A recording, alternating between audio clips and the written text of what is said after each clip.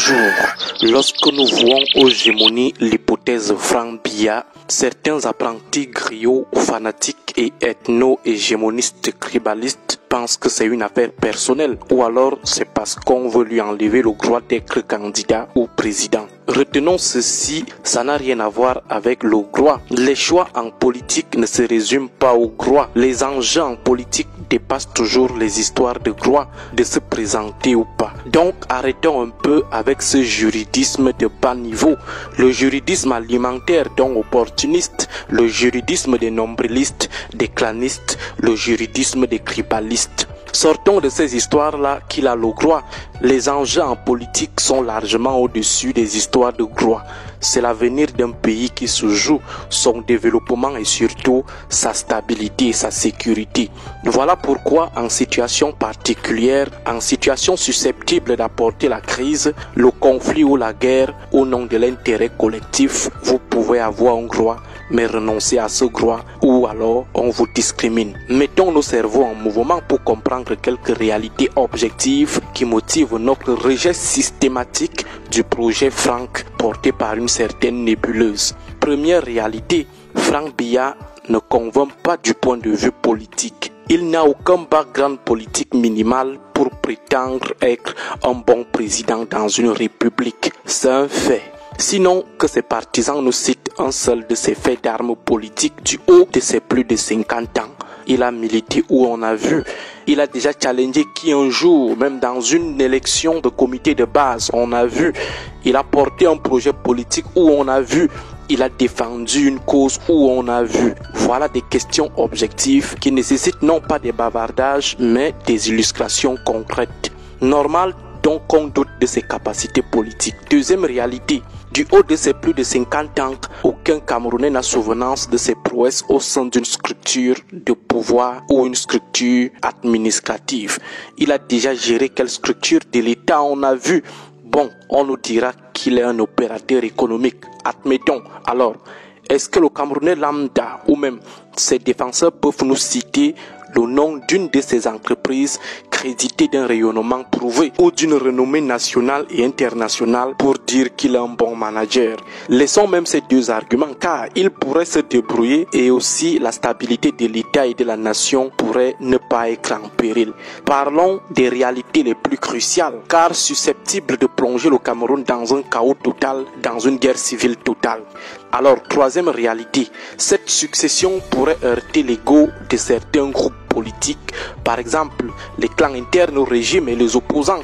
Elle pourrait heurter l'ego de certains groupes sociaux, par exemple les en bas d'en bas, qui pourraient dire non à la reproduction sauvage des en haut d'en haut. Cette succession pourrait également heurter l'ego de certains groupes sociologiques, les tribus, les ethnies ou les régions qui pourraient penser qu'il s'agit de la prise en otage du pouvoir présidentiel par un seul groupe sociologique. Ces différents groupes pourraient se sentir frustrés et lancer alors des hostilités. Ce constat est irréfutable.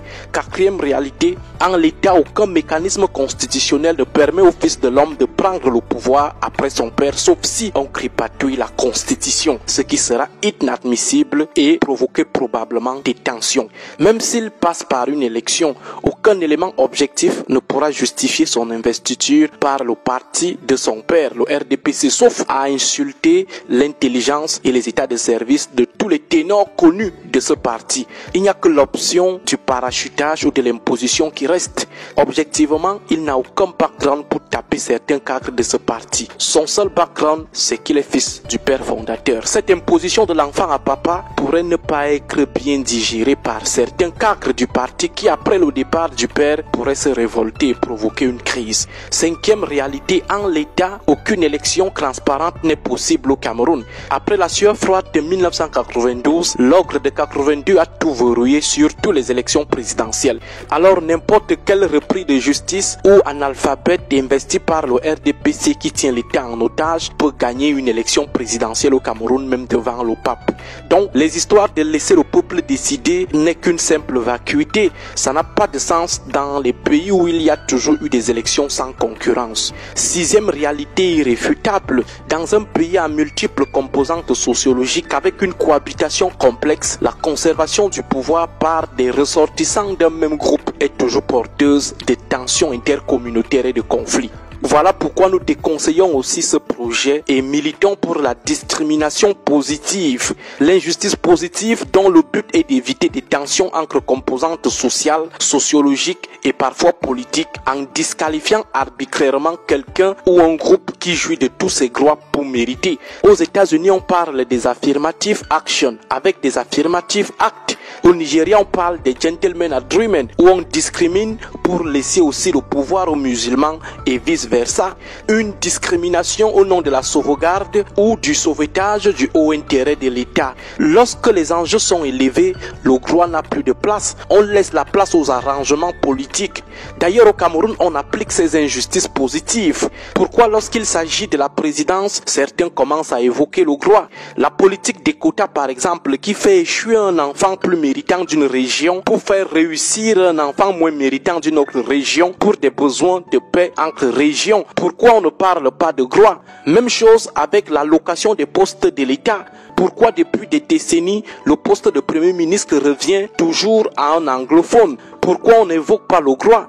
Même lorsqu'Aïdjo voulait quitter le pouvoir, n'avait-il pas des ressortissants de sa région ou un de ses fils capables, jouissant de ses droits civiques et compétents pour rester avec sa chaise? Mais au nom de l'équilibre nord-sud, le grand nord et le grand sud, il a préféré discriminer ses propres enfants et les gens de sa tribu au nom de la paix sociale, au nom de l'équilibre entre les différents blocs communautaires. La discrimination positive ou les gentlemen agreement, ce sont des faits irréfutables dans les modes de régulation des groupes sociologiques dans les sociétés profondément plurales.